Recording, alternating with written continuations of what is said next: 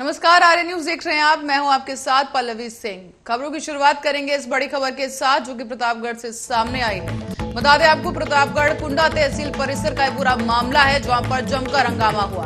बताया जा रहा है कि दूसरे दिन भी प्रतापगढ़ कुंडा तहसील परिसर में धरना प्रदर्शन जारी है और कुंडा के विधायक राजा भैया के पिता राजा उदय प्रताप सिंह अपने समर्थकों के साथ धरना प्रदर्शन कर रहे हैं।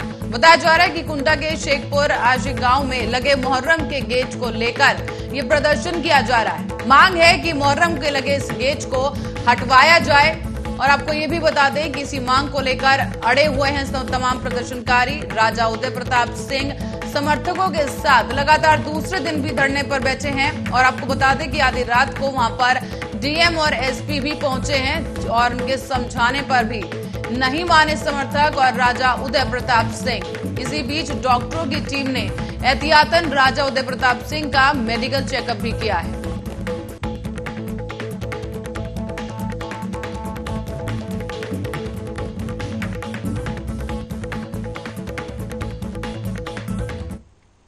और अब बढ़ते अगली खबर की ओर। फतेहपुर में ये खबर सामने आई है जहां पर बोतल में पेट्रोल न देने को लेकर पेट्रोल पंप पे काम करने वाले इस शख्स को ये ना करना काफी भारी पड़ गया है। लगभग 1 दर्जन से ज्यादा लोग इस सेल्समैन के साथ गाली गलौज करने लगे और साथ ही साथ इसके साथ हाथापाई भी की गई है। आरोप लगाया है कि इस जो शख्स है इसने मना कर दिया था, जबकि वो लोग जो दबंग वहां पहुंचे थे वो बोतल में पेट्रोल भरकर ले जाना चाह रहे थे।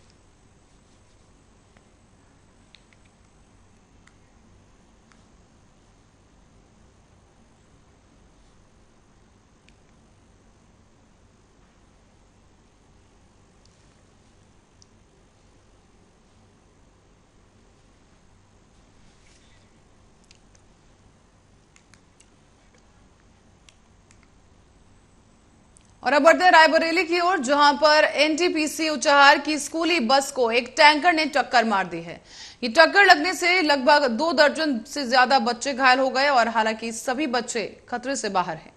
2 बच्चों को इस दौरान हादसे में फ्रैक्चर भी हो गया है और आपको बता दें कि उन घायल बच्चों को अस्पताल रेफर किया जा चुका है और जिला अस्पताल में इस वक्त उनका इलाज जारी है।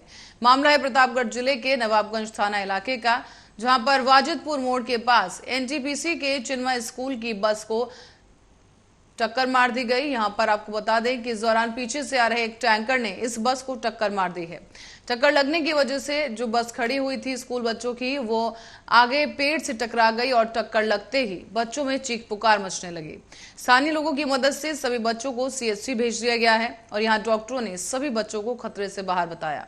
हालांकि डॉक्टरों के मुताबिक 2 बच्चे ऐसे हैं जिन्हें फ्रैक्चर हुआ था और उन्हें जिला अस्पताल में रेफर कर दिया गया।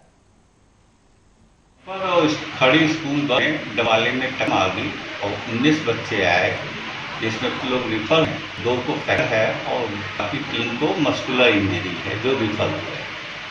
ठीक सर, बच्चों की हालत सर अब जो और बच्चे हैं सेटल हैं, जो रिफर हुए हैं वो भी सेटल हैं, लेकिन चोट तो लगी है, फ्रैक्चर है।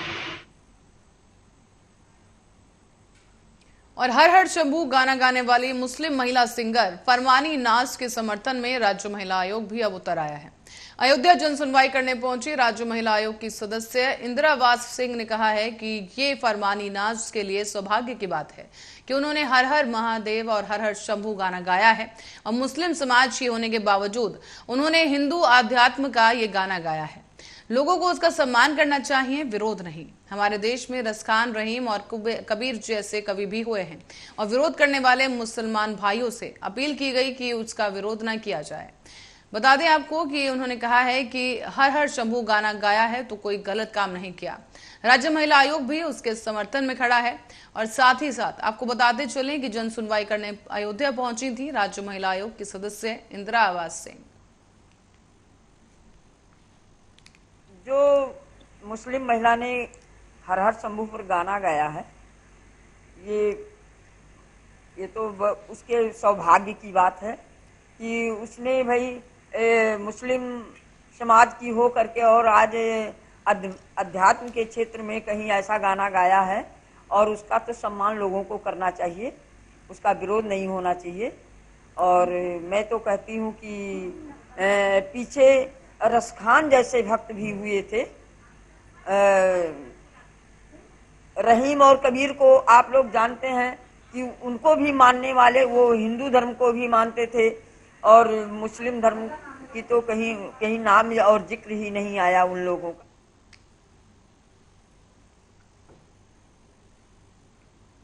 खबर रायबरेली से है, जहां गरीबों के आवास में घोटाला करने वाले ठेकेदार समेत 3 इंजीनियरों के खिलाफ मुकदमा दर्ज कर लिया गया है। बता दें आपको कि मिल एरिया थाने में यह मुकदमा दर्ज किया गया है और चक धरोहरा में IHSDP योजना के तहत बनाए गए ये आवास थे, जहां 2007 में ये आवास बनाए गए थे। और आपको बता दें कि इस दौरान 100 मकान बनाए गए और नगर पालिका को 2010 में हैंडओवर देते समय ही 3 साल में ये मकान जर्जर हो गए। सीमेंट कम बालू ज्यादा की वजह से मकानों की यह हालत हुई है। और आपको बता दें कि चिनाई और प्लास्टर बालू से किया गया था और नींव भी ठीक तरीके से नहीं की गई थी। घटिया तरीके का सरिया इन मकानों में लगाया गया। और आपको बता दें कि अज्ञात ठेकेदार समेत अब अवर अभियंता अरुण कुमार डूडा और DP मिश्रा सहायक अभियंता RAS और EN सिद्दीकी अधिशासी अभियंता समाज कल्याण निर्माण निगम के खिलाफ मुकदमा दर्ज किया गया है। गरीबों के आवासों के नाम पर घोटाला करने वालों के खिलाफ आखिरकार योगी सरकार जागी है और जो है अज्ञात ठेकेदार सहित 3 इंजीनियरों के खिलाफ जो है वो मुकदमा पंजीकृत कराया गया। ये वही बिल्डिंग है जो मिल एरिया थाना क्षेत्र के पीछे चकधौराला गांव में स्थित है। कैमरामैन से कहेंगे दिखाएं। ये 2007 में इन मकानों का निर्माण किया गया है। 100 से ज़्यादा मकान है और 3 साल के बाद जो है नगर पालिका को हैंडओवर किया गया, लेकिन घटिया मानक, सीमेंट और जुड़ाई की कमी से ये 3 साल में ही जर्जर हो गए हैं। हम कैमरामैन से कहेंगे कि वो आए साथ में। यहाँ के जो परिवार हैं ये पूरी तरह से इसमें जो गुजर बसर कर रहे हैं वो मौत के साये में जीने को मजबूर हैं। ये देखिए आप, ये फर्श की स्थिति देख लीजिए आप यहाँ पर, और इस तरह ये लोग जीवन जी रहे हैं। ये छत कब गिर पड़े और कब जो है इनके परिवार को दिक्कतों का सामना करना पड़े। इसी घर में रहने वाले हमारे साथ एक साथी हैं, इनसे जानते हैं कि क्या क्या दिक्कतें आती। क्या नाम है आपका? आकाश सोनकर। आकाश जी, हाँ, आप ये बताइए कि कितने दिन से रह रहे हैं और क्या क्या दिक्कतें हो रही हैं? सर जी, हम कम से कम यहाँ पर रह रहे हैं 12-13 साल हो गए मेरे को, लेकिन यहाँ पे बहुत परेशानी की, इतनी परेशानी कि कितने लोग तो दब चुके हैं, लब्बी बच चुके हैं हमें दवाई पानी कराए के, लेकिन बहुत तकलीफ होया करती है। कैसे बारिश होया करती है, मन करता है घर से बाहर निकल जाए। आकाश जी ये बताइए, अब इस भवन को जिसने भी बनाया था उसके खिलाफ मुकदमा लिखा जा चुका है। जो दोषी अधिकारी, ठेकेदार, कर्मचारी थे, तो अब कैसा महसूस कर रहे हैं? क्या कार्रवाई होनी चाहिए? नहीं, उसके लिए कायदे से होनी चाहिए कार्रवाई, उसके लिए कड़ी कार्रवाई होनी चाहिए। हम आगे दिखाएंगे आपको। आप कैमरामैन से कहेंगे उस साथ हैं यहाँ पे। ये देखिए, ये स्थित है इन मकानों की, जो मकान पूरी तरह से जो है जर्जर हो चुके हैं। यहाँ पे चलने में भी डर लग रहा है। ये जीने की छत है जो पूरी तरह से गिर चुकी है। और इन स्थितियों में, इस भारी बरसात में इन लोगों का जीना दुश्वार हो रहा है। अब देखते हैं यहाँ पर ये लोग खड़े हैं, जो हल्की भी बारिश होती है तो तुरंत जो है घर से बाहर निकल आते हैं कि कहीं घर की छत न गिर पड़े। हमारे साथ कुछ और साथी हैं, इनसे भी जानते हैं जो यहाँ के निवासी हैं कि किन किन दिक्कतों का सामना करना पड़ता है। क्या नाम है आपका? मिथुन। मिथुन जी, आप लोग रहते हैं जर्जर मकान में, क्या दिक्कतें आती है? क्या बहुत दिक्कतें यहाँ पे हैं सर। छत टूटा है पूरा हमारा, बरसात होती है यहाँ मन करे बाहर निकल जाए घर से बाहर हम लोग। तो जब बारिश शुरू होती है तो आप लोग घर के बाहर चले जाते हैं? क्या, आप जीना के छज्जा के नीचे रहते हैं हम लोग, घर में थोड़े रहते हैं। अच्छा, ये बताइए कि जो है अब जो जिस कंपनी ने, जिस इंजीनियर ने इसको बनाया था, उसके खिलाफ मुकदमा लिख गया है। बिल्कुल कार्रवाई करना ही है। कार्रवाई उनके तो कैसी कार्रवाई चाहते हैं? सीधा जेल। सीधा जेल। तो इन लोगों की ये मांग है कि जिसने भी गरीबों के आवासों के नाम पर घोटाला किया उसके खिलाफ एक कड़ी कार्रवाई होनी चाहिए, ताकि जो है गरीबों के आवासों में जो घोटाला करने वाले अधिकारी, उनको एक सबक मिले और भ्रष्टाचार पर अंकुश भी लगाया जा सके। कैमरामैन विपिन के साथ ओम शंकर शुक्ला, आर्या न्यूज, रायबरेली।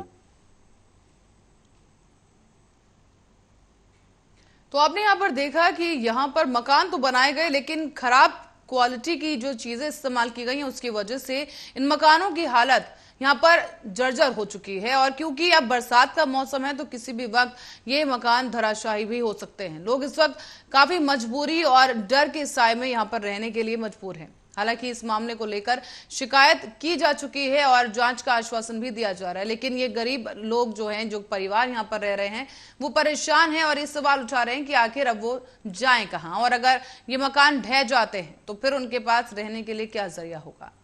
बहरहाल अब बढ़ते हैं अगली खबर की ओर। कानपुर देहात से एक खबर है जहां प्रसिद्ध कलियार प्रीमियम वाटर कंपनी की डुप्लीकेसी के चलते कानपुर देहात में छापेमारी की गई। लंबे समय से कानपुर देहात की एक निजी कंपनी में ये डुप्लीकेसी का कारोबार चल रहा था। यहां आपको बता दें कि काफी प्रसिद्ध कंपनी क्लियर प्रीमियम वाटर के नाम से छपी हुई बोतलों में पानी की सप्लाई की जा रही थी। देश के 327 होटल और 70% एयरलाइंस में यहाँ पर ये उपलब्ध है पानी, और पानी की सप्लाई की जाती थी। कानपुर देहात के औद्योगिक क्षेत्र रनिया में चल रही ये फैक्ट्री, जहां पर एविन मार्केटल में ये कॉपीराइट का उल्लंघन किया जा रहा है। पुलिस और अधिकारियों ने माना है कि यहां पर डुप्लीकेसी का कारोबार चल रहा है और इसी के तहत अधिकारियों के द्वारा इस कंपनी में छापेमारी की गई। यहां पर हजारों की संख्या में खाली बोतलें और सप्लाई के लिए जा रही पानी से भरी बोतल और डुप्लीकेट स्टिकर भी पुलिस ने बरामद कर लिए हैं।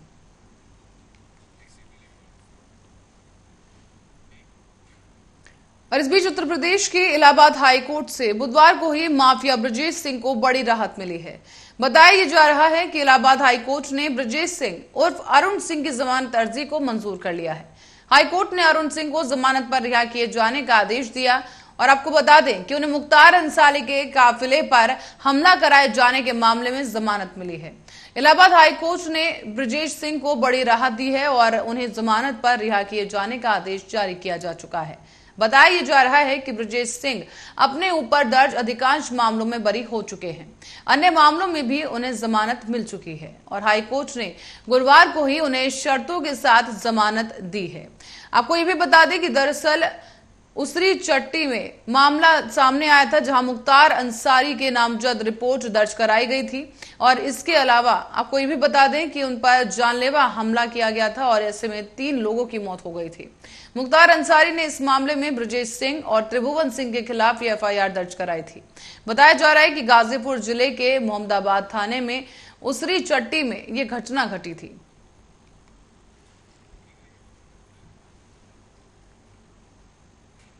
और अब खबर लखनऊ से है, जो कि इस वक्त की बड़ी खबर है। वो आपको बताते चले कि 6 अक्टूबर को भारत और दक्षिण अफ्रीका के बीच महामुकाबला होने जा रहा है। बड़ी खबर आपको बताते चले कि यहाँ पर भारत और दक्षिण अफ्रीका के बीच लखनऊ में ये महामुकाबला होगा। इकाना स्टेडियम में ये मैच खेला जाएगा और ये सीरीज का पहला वनडे मैच होगा। बता दें आपको कि भारत और दक्षिण अफ्रीका के बीच ये पहला सीरीज का वनडे मैच खेला जाएगा। बीसीसीआई ने सीरीज के कार्यक्रम में संशोधन किया है। पहले 9 अक्टूबर को ये मैच होना था, लेकिन अब लखनऊ में 5 अक्टूबर को ये मैच खेला जाएगा। और आपको बता दें कि बड़ी खबर इस वक्त की आपको बता रहे हैं, यहाँ पर 5 अक्टूबर को दशहरा मनाया जाएगा और इसीलिए ये मैच की तारीख बदलकर 6 अक्टूबर कर दी गई है।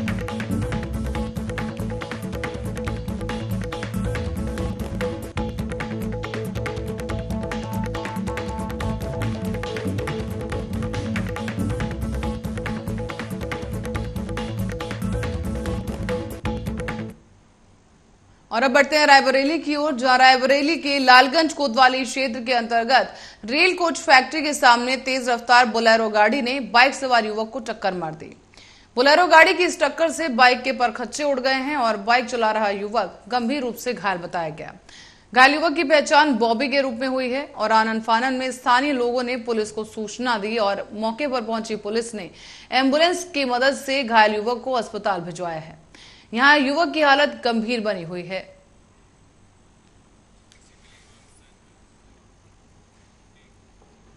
और हरदोई की अरवल थाना क्षेत्र के खंदेरिया गांव में 5 दिन पहले ही प्रेमिका की चौखट पर एक प्रेमी के द्वारा कथित रूप से गोली मारकर आत्महत्या करने का मामला सामने आया था, पर यह कहानी गढ़ी गई और अब इस कहानी में एक नया मोड़ आ चुका है। बताया जा रहा है कि युवक ने खुद को गोली नहीं मारी थी, बल्कि उसकी हत्या प्रेमिका के घर वालों ने की थी।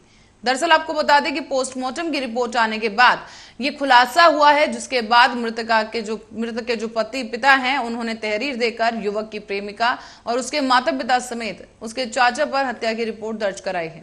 दरअसल पोस्टमार्टम रिपोर्ट में बताया गया है कि प्रेमी की 2 फीट दूर से गोली मारकर उसकी हत्या की गई थी और ये जो गोली मारी गई थी वो पीछे से मारी गई थी पीठ पर, जो कि पीठ पर लगी और आगे सीने के पास से निकली थी।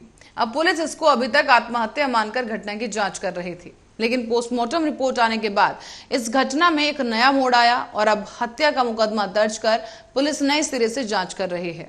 दरअसल एएसपी दुर्गेश कुमार सिंह ने भी बताया है कि पोस्टमार्टम रिपोर्ट में हत्या की पुष्टि हुई है और इसी के बाद से पूरी घटना में नए सिरे से जांच पड़ताल की जा रही है। मृतक के पिता की तहरीर पर प्रेमिका और उसके माता पिता समेत चाचा को नामजद करके मुकदमा दर्ज किया जा चुका है। एएसपी का कहना है कि जल्द ही इस घटना का भी पूरा खुलासा किया जाएगा। पूर्व संतोष ये बल्लावा क्षेत्र का रहने वाला है। इसका प्रेम प्रसंग खंडेरिया अरवल में एक लड़की से था और परिजनों का आरोप है कि लड़की के बुलाने पे वहाँ गया था और वहाँ पे इन लोगों ने गोली मार के इसकी हत्या की है। पोस्टमार्टम रिपोर्ट के आधार पे और इनकी तहरीर के आधार पे इसमें मुकदमा पंजीकृत किया जा रहा है। पोस्टमार्टम रिपोर्ट में क्या सत्यता पाई गई है, कैसे उसकी डेथ हुई थी और क्या परिजनों पर आरोप लगाया? पोस्टमार्टम रिपोर्ट में गन शॉट इंजरी है और जिसमें उसके पीछे से गोली मारी गई है। इस आधार पे इसमें अभियोग पंजीकृत किया है। किन के खिलाफ? जैसा कि मृतक के पिता ने 4 लोगों को नामजद किया है। युवती के पिता, चाचा और उसकी मां पे 4 लोग को नामजद हैं। इनके विरुद्ध मौसम की बेरुखी से परेशान ये किसान अब प्रशासन से भी उम्मीद खो चुके हैं। धान की फसल के लिए जितने पानी की जरूरत है उतनी बारिश नहीं हुई है और यही वजह है कि किसान नहरों से उम्मीद लगाए हुए थे, लेकिन अब नहरों में पानी न आने की वजह से किसानों के सब्र का बांध टूट गया है। प्रशासनिक लापरवाही से नाराज किसानों ने आज सदर विधानसभा के राही ब्लॉक में जमकर प्रदर्शन किया। बताते चले आपको कि रघुनाथपुर कटौली गांव के किसानों का कहना है कि 3 दशक से उनके खेतों तक जो डाल नहर पानी ले जाती रही है वो अब साफ सफाई न होने की वजह से सूखी पड़ गई है। किसानों की ज्यादा नाराजगी इस बात से है कि सिंचाई विभाग अधिकारियों ने डीएम को भी गलत जानकारी दी। किसानों ने साफ कहा है कि जब तक इस नहर में पानी नहीं आएगा वो हर रोज इसी तरह से प्रदर्शन करेंगे।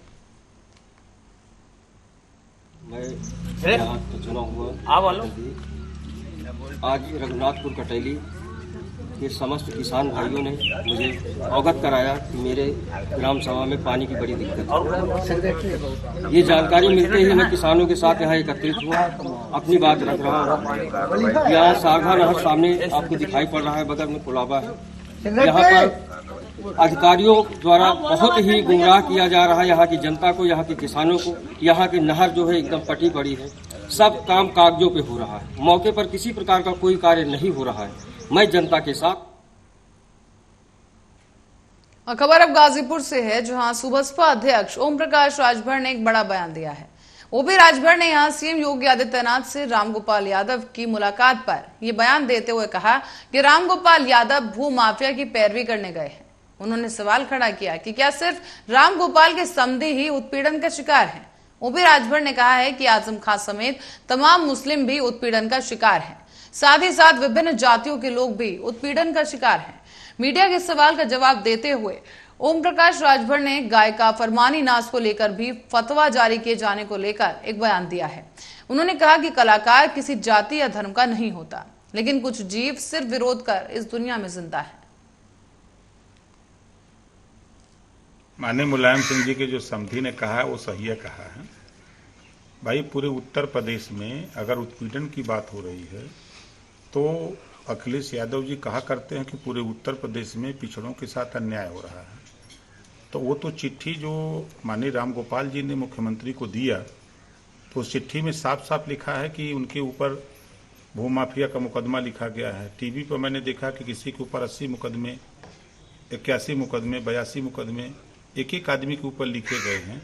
ऐसे भू माफिया की पैरवी करने माननीय रामगोपाल जी जा रहे हैं और सपा के ट्विटर हैंडल से ये ट्वीट होता है कि कार्यकर्ताओं के साथ उत्पीड़न हो रहा है। तो भाई खाली रामगोपाल के समधिए तो नहीं है उत्पीड़न के शिकार, आजम खां भी हैं और भी मुसलमान भी हैं, कोयरियो हैं, भरो हैं, चौहानों हैं, बिंद हैं, केवट है, मल्लाह हैं, तमाम लोग उत्पीड़न के शिकार हैं। तो खाली राम गोपाल यादव के। और अब रुक करेंगे आगरा की ओर। ताजनगरी आगरा में लेखपाल और अधिवक्ता मारपीट के मामले ने अब तूल पकड़ लिया है।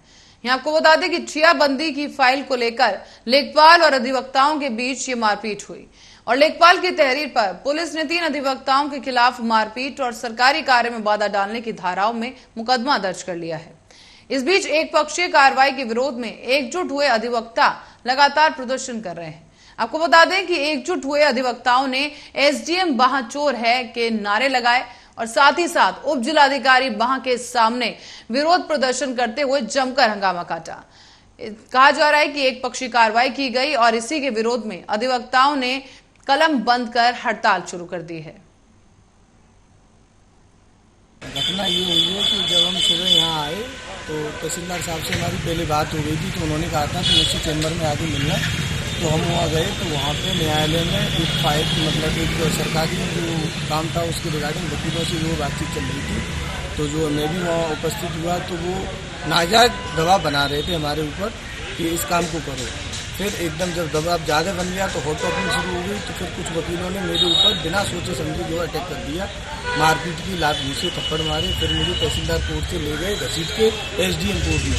वहाँ में भी वकीलों ने सुशील भदौरिया वकील हैं, चंद्रेश यादव है, वीरेश तिवारी हैं, इन लोगों ने जो है लात घूसे। 24 की मुझसे जो कह रहे नहीं हम साथी अधिवक्तागण तहसीलदार साहब से वार्तालाप करने गए थे और उसके लिए हमें हमारे सीमान उप जिलाधिकारी महोदय ने भेजा था कि आप जाके उनसे बात करो। बातचीत हो रही थी, उसी दरमियान वहाँ 3 या 4 लेखपाल अचानक उसके आए और धक्का मुक्की करते हुए अधिवक्ताओं को बाहर धकेलने लगे। सूचना जैसे ही बाहर पहुंची तो अधिवक्ताओं का जैसे ही आना शुरू हुआ तो ये लोग निकल के एसडीएम चैम्बर में चले गए। इन्होंने हमारे टेंडर कमेटी के चेयरमैन श्री अखिलेश कुमार तिवारी जी के साथ अभद्रता की, गाली गलौज की, जो कतई सहन के बाहर की बात है, वरना सहन की जाए। और अब रुक करेंगे कन्नौज की ओर, जहां से खबर सामने आई है कि समाज कल्याण मंत्री असीम अरुण और प्रिया शाक्य जिला पंचायत अध्यक्ष के आवास पर पहुंचे। यहां पर भाजपा कार्यकर्ताओं ने उनका जोरदार स्वागत किया है। साथ ही साथ कुछ लोग समस्याएं लेकर भी कार्यालय पहुंचे हैं। उन्होंने गंभीरता से समस्याएं सुनी। साथ ही साथ कई भाजपा कार्यकर्ता इस दौरान मौजूद रहे।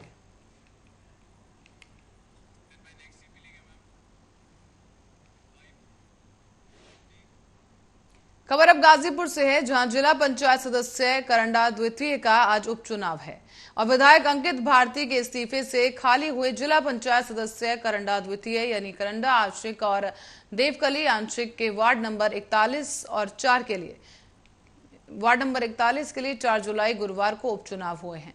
आपको ये बता दें, करंडा के 55 और देवकली के 20 बूथों पर 4 अगस्त को सुबह 7 बजे से शाम के 5 बजे तक ये मतदान जारी रहेगा। और आपको ये भी बता दें कि मतदान कराने के लिए 3 अगस्त को करंडा ब्लॉक मुख्यालय से 55 और देवकली ब्लॉक मुख्यालय से 20 पार्टियां रवाना हुई थी। मतगणना 5 अगस्त को 8 बजे से कार्य समाप्ति तक की जाएगी।